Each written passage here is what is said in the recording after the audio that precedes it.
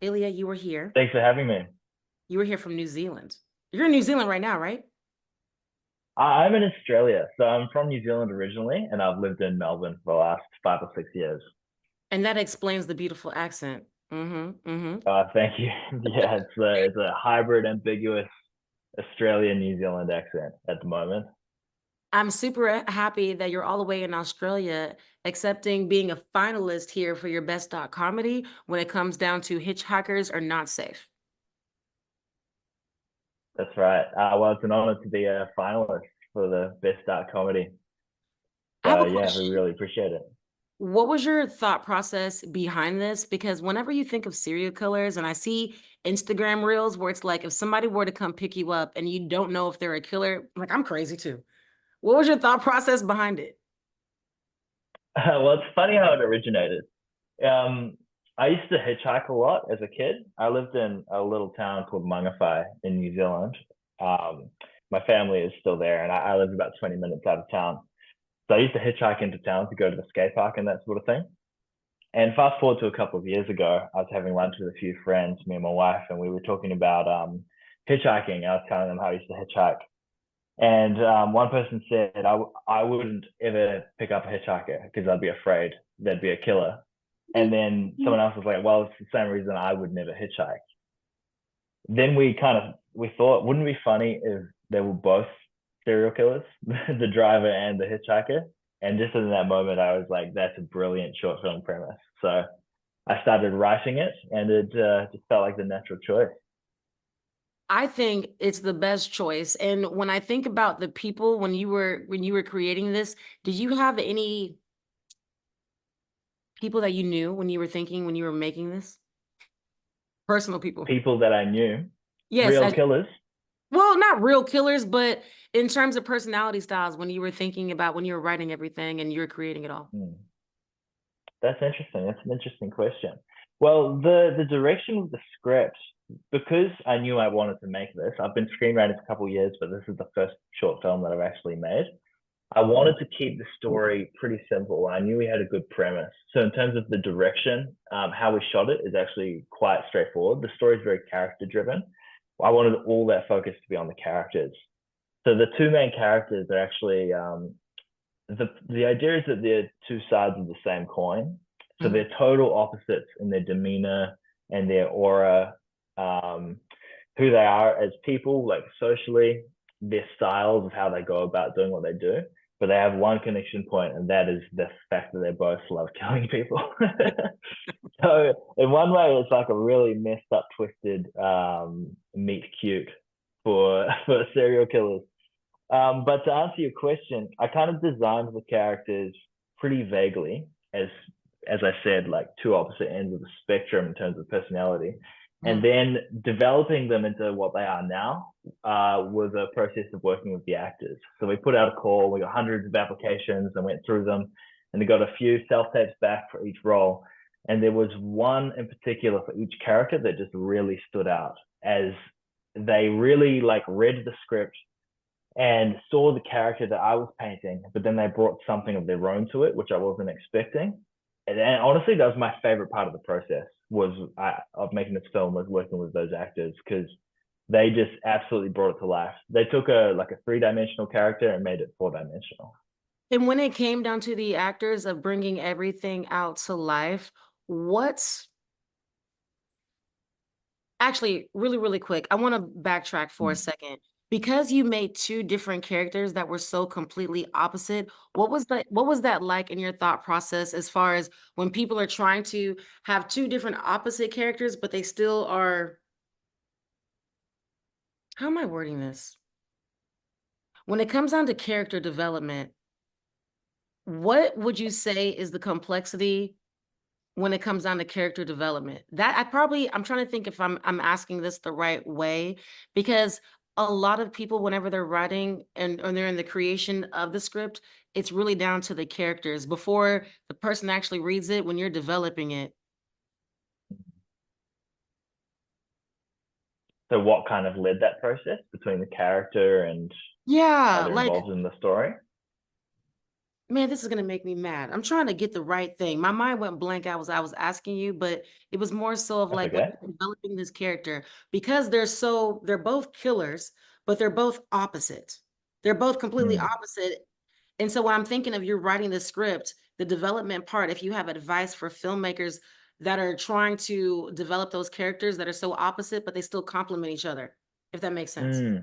Because Yep, they're no, I both understand. because they're both killers, but then they're both so Yeah. opposite because one person clearly in a way has intentions kind of a way of I'm gonna Mm, help you. The other person it's like, no, I'm gonna get you. mm. Yeah, absolutely. Well, the process of creating that, I think, similar to the process of developing any character, and that's figuring out what really drives the person. So, like, we all have, or characters all have something in the immediate future that's driving them, like an objective within the scene. But I think getting to know who a character is about finding out what drives them deeper than that, what drives them, what they really care about that even they might not even know. And that's kind of the approach I take to writing all my characters. But in this case, Mhm, it's that drive is clear. They both have this weird, messed up obsession with killing for some reason, and that's the connection point. And then I just thought I developed them both from that central point in opposite direction. mhm, So for the one character, he's they're opposites in every way. He's a bigger, stronger looking dude, and he's very well cut. His beard looks amazing. His jacket fits perfectly. And you'll notice when you watch the film, everything he does is very precise. His body movements, like how he moves around, there's not a single look left to right that isn't very intentional. Even where his eyes lock, he kind of goes from there to there. He doesn't mess around, and that's kind of his character. And I imagine he's someone who kills with precision and is he has a truck a truck full of weapons, and he doesn't mess around, and he leaves no trace. Whereas the other character, physically, he looks completely different. He's skinny and he's loose, and his none of his clothes fit properly. And he's kind of opposite. I like to describe him as like live, laugh, love, lock your head off kind of guy. He doesn't care. He's that sort of kind of loose all over the place, doesn't even walk in a straight line, doesn't really care, doesn't think too much into the future. He's very loose with how he lives his life, and he chases the urge and doesn't overthink it. So they have that common central point, and I just thought, what's two completely different ways to attack this? Like, how can these guys be as different as possible?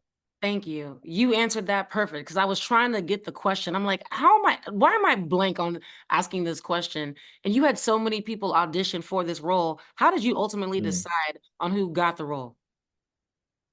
Well, we had about 300 applications for three roles, those two characters, as well as our female lead.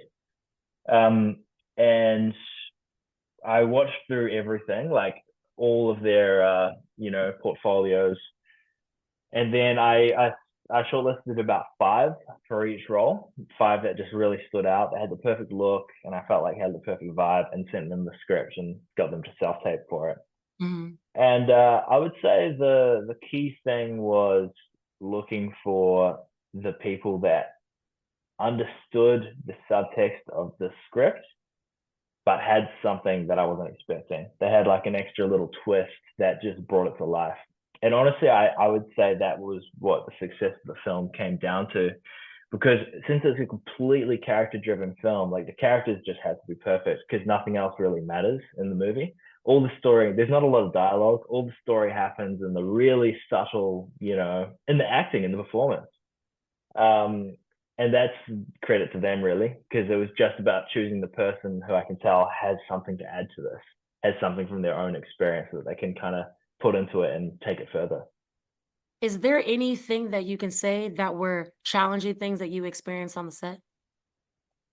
Oh, plenty of things. You said, "Oh." Um, I would say the clearest answer is that we shot over 3 days in springtime here in Melbourne, early summer, and most of the script happens at night, and in my treatment, if you were to go back and look at the treatment I put together, like there's certain scenes that happen at golden hour as the sun's setting. And when you watch the movie now, there's no golden hour. There's only clouds and rain. And that's because it rained the entire weekend.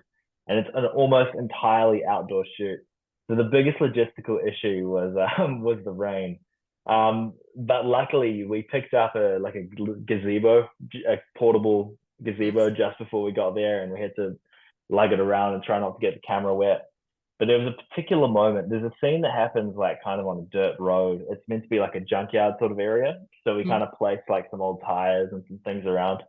And that actually, that road is behind my friend's house. It's about a kilometer walk away, and you can't access it by car. So it Mhm. meant our whole crew, including the actors, just had to pick up these old rusty tires and wheelbarrows that didn't work properly and lug them for about an hour, a few trips both ways Yes. in the pouring rain. And there was a moment where I was pushing this wheelbarrow up a hill, covered in just junk, and it's Gosh. raining and it's muddy, and I'm like soaking wet and freezing. And I was like, what have I done? What is the point of this? This is You ridiculous. you have a vision. It's gonna be possible. It's gonna happen. Exactly. So that's a low point that sticks out, because I remember that moment being like, oh man, What bro, are the what are you high doing? points? Let me make sure I leave you with some high points. What are the best moments? What are the best moments? The the best moments. Um, oh man, well, there are a lot of great moments. One I think in particular was for Blair's. He's the actor who plays Skinny Man, as he's named in the script. We never really named him, as you don't with a short film. um, he wasn't with us on the first day. He joined us on the second day, and his first scene, like his first take, was a real high moment, because his character, we did both characters, but his especially, we did a lot of working on. Like we had a lot of phone calls, and ran over a lot of ideas together. So that first moment when we hit record and he did his first take, that was a high moment, because I was like, yes, that's it. That's the guy. He's got it. He's here. The character has arrived. That was incredibly satisfying. Just to see him in costume, in his environment, in character for the first time, everything together. That's when I believed it was going to work. That's a That was a proud real high moment right moment. there. I know. I know you're very proud. Yeah, I am proud. I am proud. Funny thing is, that happened about 45 minutes after my lowest moment as well. So yeah, You it never was a know. roller There's gonna coaster. be good stuff that always happens right after.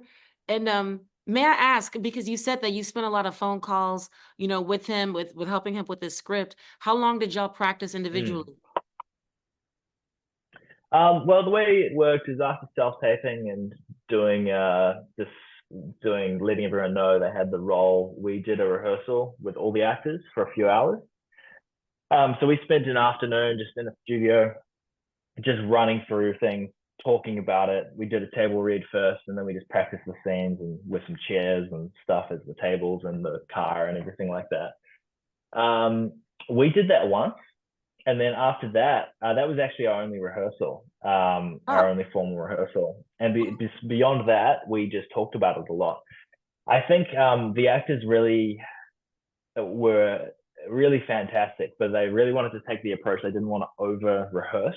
They wanted to like develop the character, understand the scene, and then just save it for the day. They kind of all took that approach, which was fantastic as it turned out. They didn't want to show up and feel like they had it, to hotel room perfect, as they call it. They wanted to keep it fresh and I think walk that's on a a set smart with strategy. I think it's very mm, smart strategy. It keeps it authentic, especially whenever you're reflecting it on camera. So that's a good call. absolutely, A very, very good absolutely. call. Mm. Where do you want to take this particular film? Like, what are your goals for you and the team? What do y'all want to do with it? This film currently at the start of our festival run, so we're very thankful to have been accepted for Houston Comedy Film Festival and to be a finalist for the Best Art Comedy Prize. Yes, That's an honor, and the team is super stoked about it. well And deserved. we're pretty thankful to have a couple festivals in Australia and one in New Zealand lined up as well. So that's the plan at the moment. Just take it to the festivals. I'm really curious to see how it goes with a cold audience because as of today I've seen it in a cinema with cast and crew and friends and family, Mhm. all of whom have some idea how it's going to turn out. Yes. So it's just one step at a time at the moment. But that's what I'm excited for, is to see how a completely cold audience reacts to it. I think that's the best part because we already know all of our friends and family, they're always gonna laugh at our stuff. They're always gonna laugh. Yeah, So it's 100%. always great. I don't believe them. I know they don't wanna hurt our feelings, but I'm like, "No, be honest." No, but honestly, with when it comes down to your stuff, there's a reason why we selected you. I'm just gonna say. Oh, thank you. That's There's very clearly kind. a reason. There's a lot of people that submit, and so it's well deserved.